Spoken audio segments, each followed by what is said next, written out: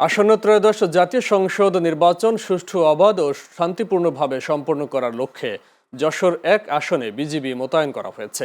এ উপলক্ষে যশোর ৪৯ বিজিবির উদ্যোগে এক প্রেস ব্রিফিং অনুষ্ঠিত হয়। প্রেস ব্রিফিংয়ে জানানো হয়, নির্বাচনী পরিবেশ নিরাপদ রাখতে এবং যে কোনো ধরনের নাশকতা, বিশৃঙ্খলা ও সীমান্ত পথে অবৈধ তৎপরতা প্রতিরোধে বিজিবি সদস্যরা দায়িত্ব পালন করবেন।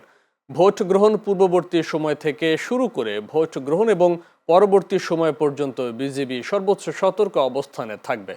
সীমান্তবর্তী আসনে আইন শৃঙ্খলা রক্ষায় বিজিবি স্থানীয় প্রশাসন, পুলিশ ও অন্যান্য আইন শৃঙ্খলা বাহিনীর সঙ্গে সমন্বয়ের মাধ্যমে কাজ করবে। সীমান্ত দিয়ে অবৈধ অস্ত্র চোরাচালান, অর্থ বা অপরাধী অনুপ্রবেশ রোধে বিশেষ নজরদারির জোরদার করা হয়েছে।